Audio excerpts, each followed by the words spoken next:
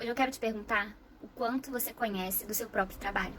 Oi, eu sou a Rê, mas isso você já sabe. Você sabia que é muito, muito, muito importante você entender e conhecer muito bem do seu trabalho, a matéria-prima que você utiliza, saber explicar para o seu cliente exatamente o que ele precisa fazer para conservar a peça dele. Eu não sei se você já passou por alguma situação assim, eu já, algumas vezes, que eu precisava comprar um tipo de material, vamos lá, borracha mesmo, que eu utilizo, olha o vento, que eu utilizo aqui para fazer os nossos moldes de silicone, que é o que a gente trabalha aqui. E aí muitas vezes eu perguntava para um funcionário qual era a composição da borracha, se eu podia usar para um certo tipo de coisa, para outro certo tipo de coisa.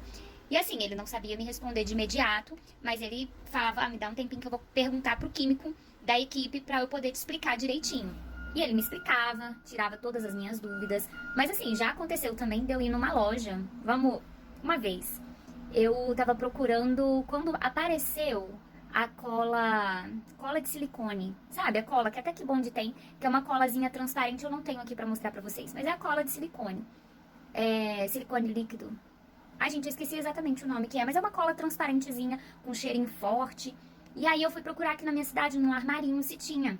E eles não sabiam nem o que que era. Mas aquilo faz parte do tipo de coisa que eles vendem. E eles não estavam pesquisando e não estavam antenados no assunto, no que era, né? Já poderia estar com a novidade ali. Então, é importantíssimo a gente saber exatamente com o que a gente trabalha, o que aquilo faz, como a gente pode conservar. Porque assim, gente, eu tenho peças aqui bem antigas, não tem nenhuma perto. Mas assim, tem alguns tipos de tons que desbotam. Você sabia que você não pode deixar a peça de biscuit no sol?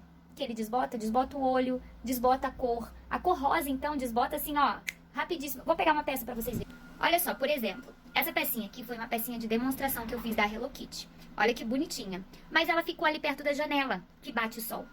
A cor mesmo rosa, olha como o rosa tá um pouco mais escuro aqui. E esse aqui também deu uma desbotada, gente, ó. Eu não sei se vocês conseguem ver, mas por ela ter ficado no sol, o rosa desbotou. E desbotou bastante.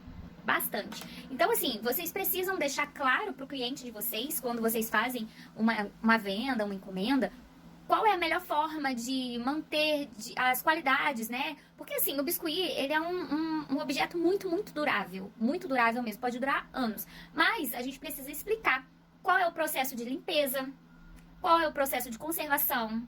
Se cair, se acontecer algum acidente, se dá ou não dá pra consertar, a gente precisa deixar isso claro pro cliente. Isso sem ele perguntar pra gente. E se ele perguntar? Algumas peças, eu, inclusive, coloco embaixo da água e lavo. Com uma escovinha, um detergente neutro. Mas tem peça que não dá, porque tem tecido, porque tem cabelinho, porque...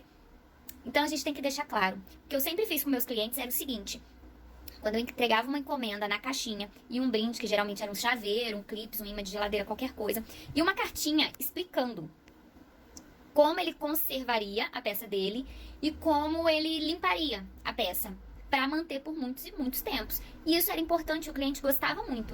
Agora, muito importante também, independente do tipo de trabalho que você tenha, é você entender os materiais que você trabalha.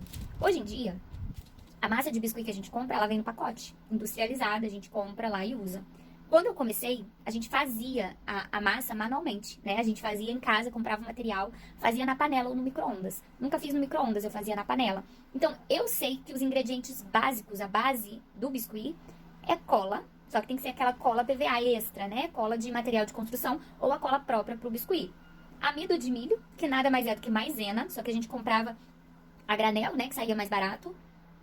Óleo mineral ou óleo de cozinha, ou vaselina líquida, qualquer uma coisa dessa que ele ia dar, né, deixar ele mais hidratado.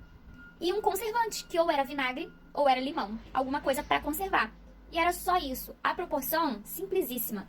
2 copos de cola para 2 copos de amido, uma ou 2 colherzinhas de vaselina, dependia da cola que a gente usava, e uma colherzinha de limão ou de vinagre. A gente misturava aquilo, ia pra panela, depois sovava com creme para mãos não gorduroso, porque não tinha ainda o creme próprio para biscuit. O creme não poderia ter silicone na formulação. E era isso. Então, partindo disso, eu sei qual é a composição básica. E desse jeito, eu quero incentivar você a pesquisar, independente do trabalho que você tenha, independente do material que você use. Pesquisa sobre ele, pesquisa como é a formulação, qual é a melhor forma de conservação. O biscuit, por exemplo, ele encolhe. A gente modela ele de um tamanho E ele vai perdendo umidade, ele vai perdendo água, ele vai perdendo umidade mesmo. E conforme ele vai perdendo, ele vai encolhendo e ele dá até uma murchadinha na parte de trás. Então, quando a massa tá mais molinha, quer dizer que ela tá com mais líquido e ela vai encolher mais. Eu sempre preferi a massa mais durinha. Então, independente do que você usa, você precisa pesquisar do material para você entregar um produto de qualidade para o seu cliente. Me conta aqui, você sabe sobre o material que você usa? Você sabe da composição? Você já costuma dar essa explicação para o seu cliente como conservar, como limpar a peça dele? Me conta.